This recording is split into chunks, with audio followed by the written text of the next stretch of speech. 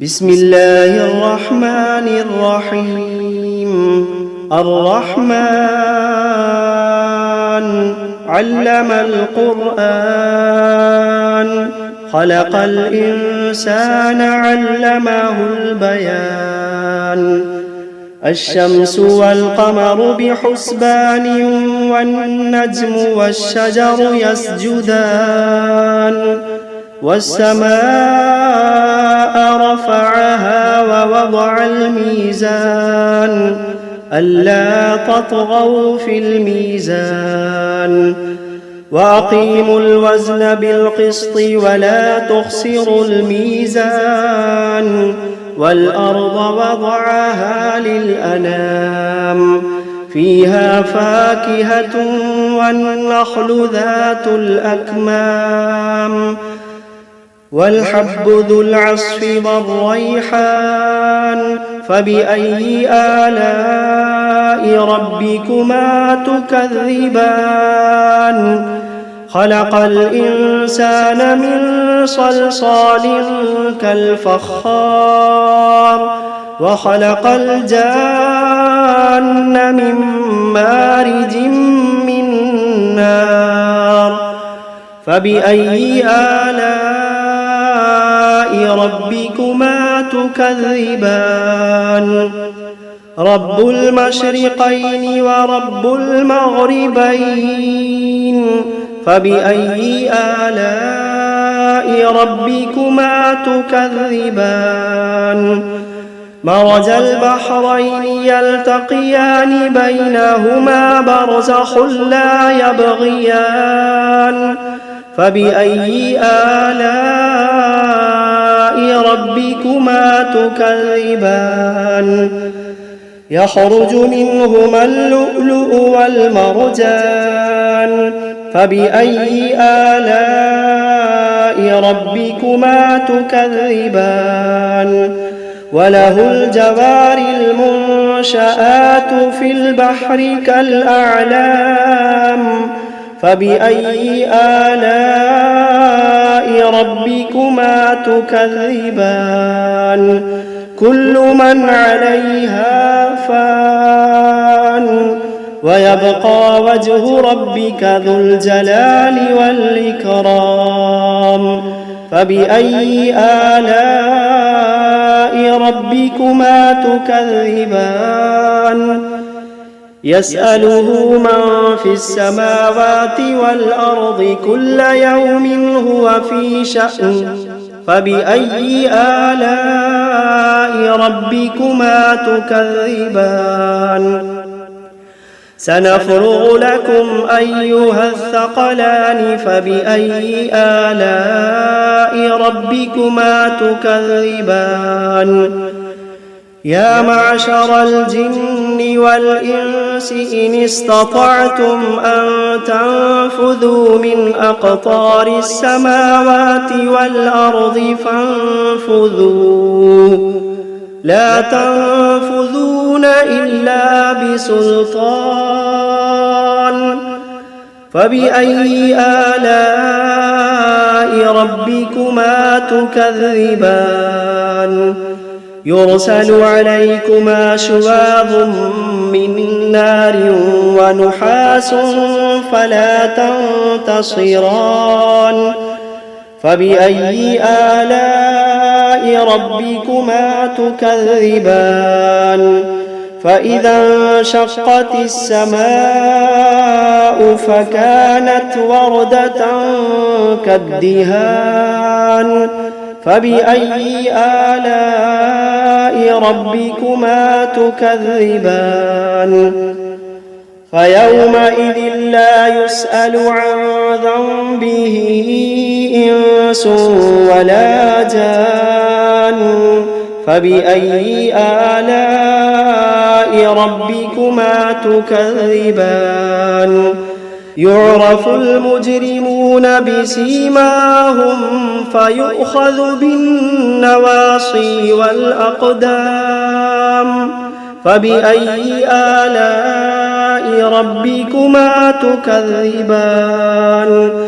هذه جهنم التي يكذب بها المجرمون يطوفون بينها وبين حميم آن فبأي آلاء ربكما تكذبان ولمن خاف مقام ربه جنتان فبأي آلاء ربكما تكذبان ذواتا أفنان فبأي آلاء ربكما تكذبان فيهما عينان تجريان فبأي آلاء ربكما تكذبان فيهما من كل فاكهة زوجان فبأي آلاء ربكما تكذبان متكئين على فرش بطائنها من استبرق وجنى الجنتين دان فبأي آلاء ربكما تكذبان فيهن قاصرات الطرف لم يطمثهن إنس قبلهم ولا جان فبأي آلاء ربكما تكذبان كأنهن الياقوت والمرجان فبأي آلاء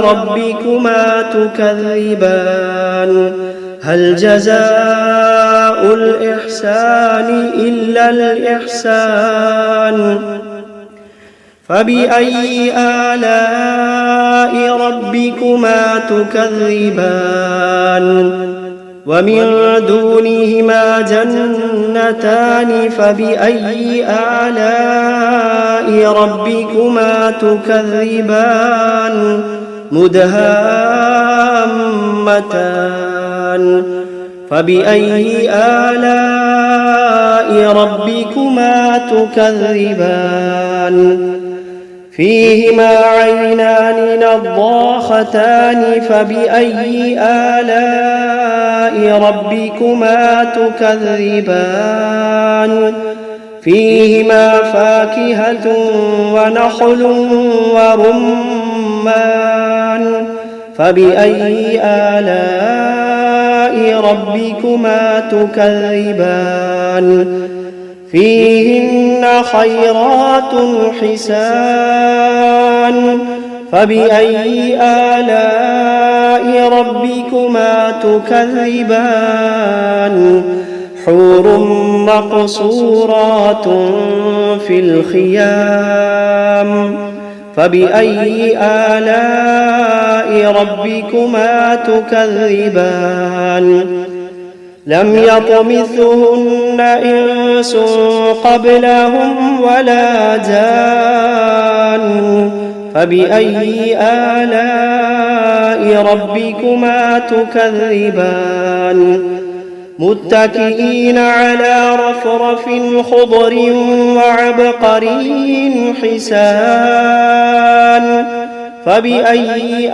آلاء ربكما تكذبان تبارك اسم ربك ذي الجلال والإكرام بسم الله الرحمن الرحيم تبارك الذي بيده الملك وهو على كل شيء قدير الذي خلق الموت والحياة ليبلوكم أيكم أحسن عملا وهو العزيز الغفور الذي خلق 7 سماوات طباقا ما ترى في خلق الرحمن من تفاوت فارجع البصر هل ترى من فطور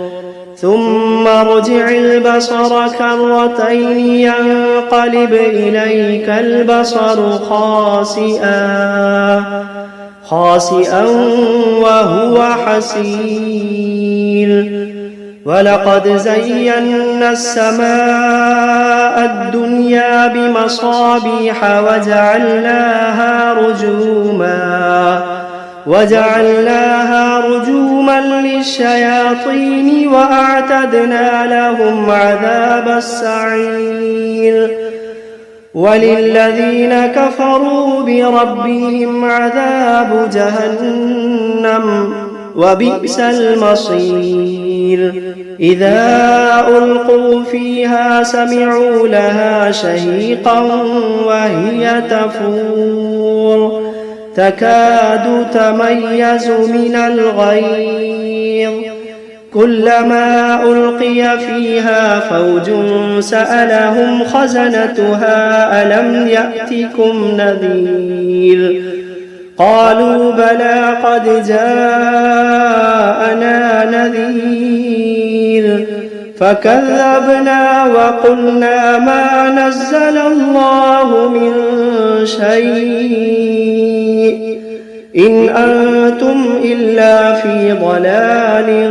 كبير وقالوا لو كنا نسمع أو نعقل ما كنا في أصحاب السعير فاعترفوا بذنبهم فسحقا لأصحاب السعير إن الذين يخشون ربهم بالغيب لهم مغفرة وأجر كبير وأسروا قولكم أو اجهروا به إنه عليم بذات الصدور ألا يعلم من خلق وهو اللطيف الخبير ألا يعلم من خلق وهو اللطيف الخبير هو الذي جعل لكم الأرض ذلولا فامشوا في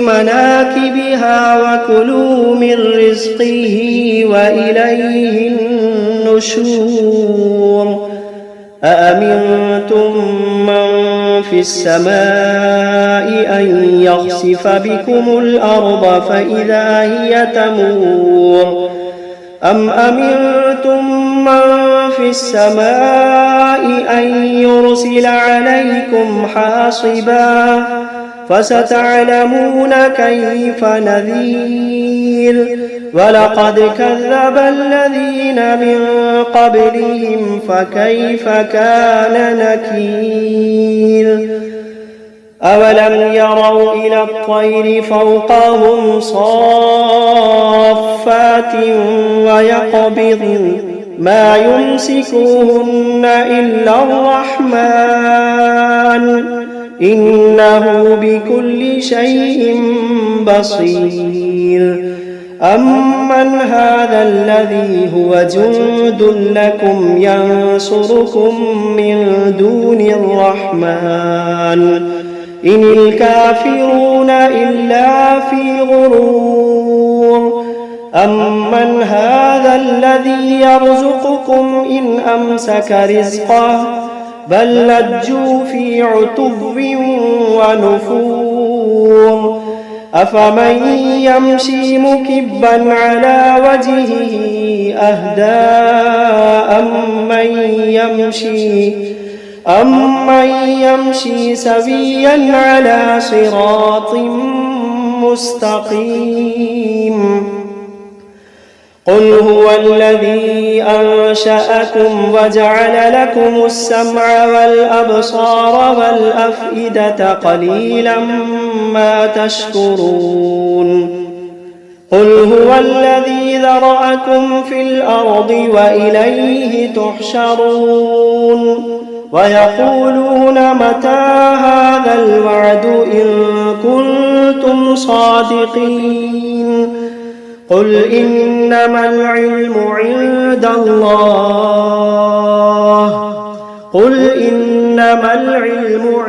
الله وإنما أنا نذير مبين فلما رأوه زلفة سيئت وجوه الذين كفروا وقيل هذا الذي كنتم به تدعون قل أرأيتم إن أهلكني الله ومن معي أو رحمنا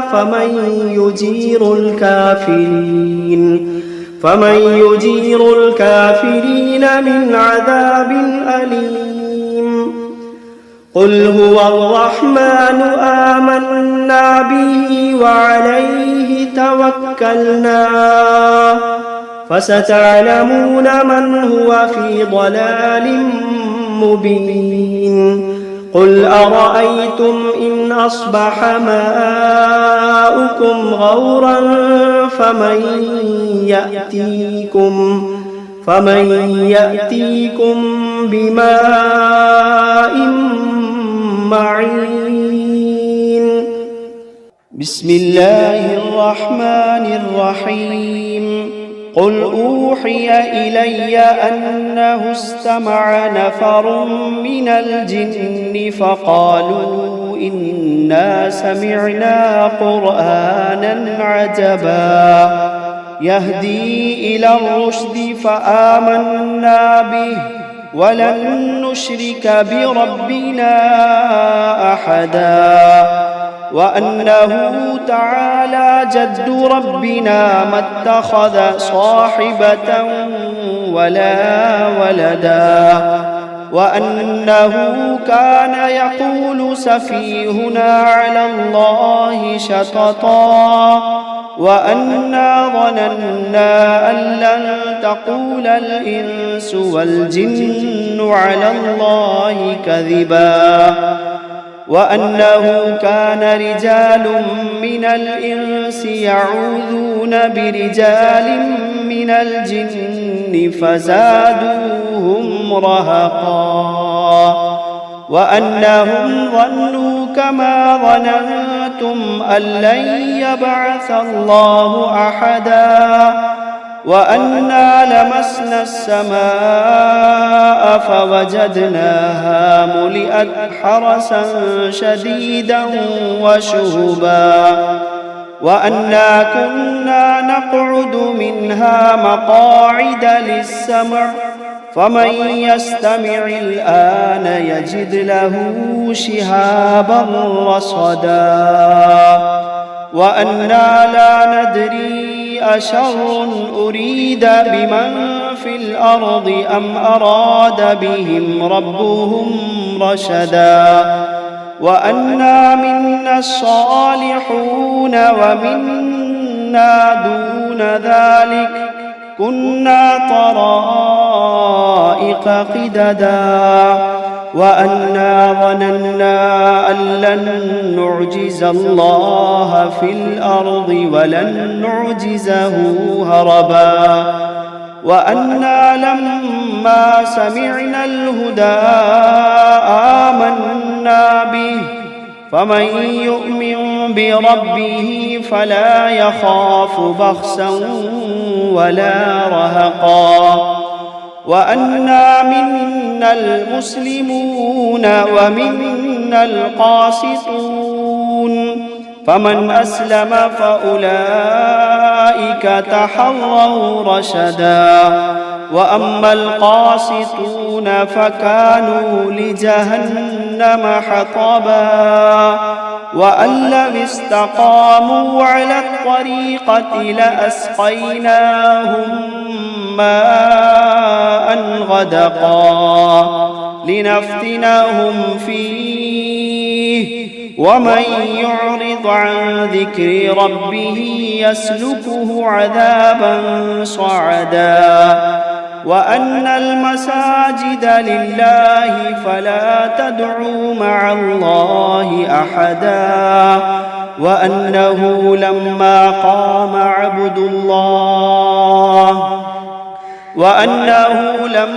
قام عبد الله يدعوه كادوا يكونون عليه لبدا قل إنما أدعو ربي ولا أشرك به أحدا قل إني لا أملك لكم ضرا ولا رشدا قل إني لا أملك لكم ضرا ولا رشدا قل إني لن يجيرني من الله أحد قل إني لن يجيرني من الله أحد ولن أجد من دونه ملتحدا إلا بلاغا من الله ورسالاته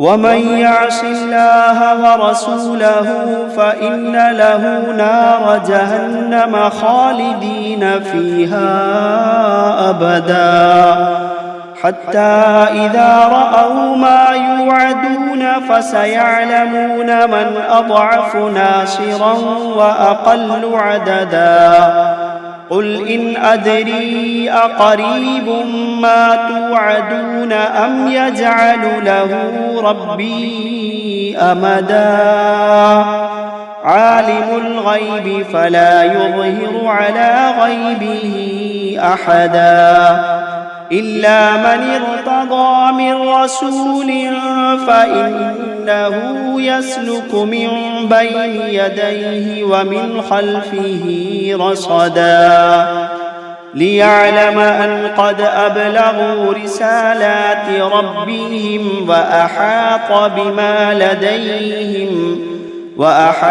بما لديهم وأحصى كل شيء عددا.